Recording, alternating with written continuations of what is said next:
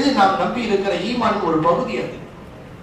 எனவே என்னுடைய ஆன்மீக ஆசான் பெருந்தங்க அடிக்கடி சொல்லுவாங்க ஒரு வார்த்தை, பொதுவா மகான்களுடைய தர்பாருக்கு பழங்காலத்தில் நிறைய மகான்கள் வந்து சென்ற பூமிக்கு போனா உடனே போய் 2 ரக்காத்து தொழுதுட்டு அல்லாஹ்ட்ட கேட்கணுமா. எப்படி கேட்கணுமா? யா அல்லாஹ், எத்தனை மகான்களுடைய புனித பாதம் பட்டதோ தெரியல, அவர்கள் கால் வைத்த இடத்தில் என்னுடைய நெற்றியை நான் வைக்கிறேன், இப்போதாவது என் சஜிதாவை நீ ஏற்றுக்கொள் என்று துஆ செய்யணும்.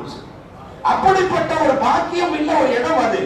வழிபாடுகளின் தொடர்பில் இந்த பூமி எவ்வளவு பரவலாக பள்ளப்பட்டியினுடைய இவ்வளவு பெரிய பிரம்மாண்டமான வளர்ச்சிக்கும் செழிப்புக்கும் மகாதன் ஷேக் அப்துல் காதர் வலியுல்லாஹ்வுடைய தஸர்ருஃப் இருக்கிறது என்பதை ஒருபோதும் மறுக்க இயலாது. தயவு கூர்ந்து யோசித்து பார்க்க வேண்டும். இப்போது மகான் ஷேக் அப்துல் காதர் வலியுல்லாஹ் இப்போது இந்த பயானை கேட்டுக் கொண்டிருக்கிறார்கள். இது ஏதோ ஒரு விளையாட்டு விஷயமாக சொல்லப்படுகிற செய்தி அல்ல. குர்ஆன் சொல்லி இருக்கிறது, பல் அஹ்யாஉன் இன்த ரப்பிஹிம் யுர்ஸகூன். குர்ஆனில் நாம் ஈமான் கொண்டிருக்கிறோம், ஆமன்து பில்லாஹி வ மலாயிகத்திஹி வ குதுபிஹி என்று ஈமான் கொண்டிருக்கிறோம் என்றால் குர்ஆன் சொல்லி இருக்கிற எல்லா விஷயங்கள் மீதும் ஈமான் கொள்ள வேண்டியது கடமை அல்லவா?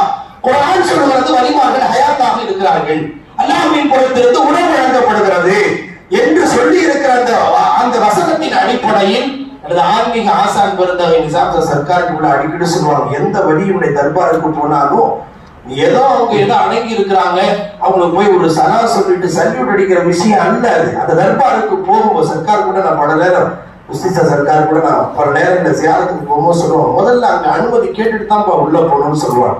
அது ஒரு சாதாரண விஷயம் அல்ல. இப்போது அவர்கள் நம்மை பார்க்கிறார்கள், நாம் அவர்களை பார்க்க முடியவில்லை என்பதற்காக அவர்கள் பார்க்கவில்லை என்பது பொருள் அல்ல.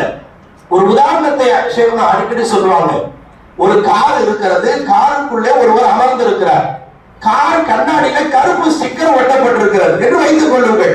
கருப்பு ஸ்டிக்கர் ஒட்டிருந்தால் உள்ளவர் வெளியிலே இருப்பவரை பார்க்க முடியும், வெளியிலே இருப்பவர் காருக்குள் யார் இருக்கிறார் என்பதை பார்க்க முடியாது.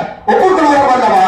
இது போல கருப்பு திரை போன்ற ஒரு திரை தான் பரிசல் என்கிற திரை. மகானவர்கள் அங்கே இருந்து நம்மை பார்க்கிறார்கள், நாம் அவர்களை பார்க்க முடியவில்லை என்பதற்காக நம் பார்வை குறைபாடையுடைய பல மகான்கள் அப்படி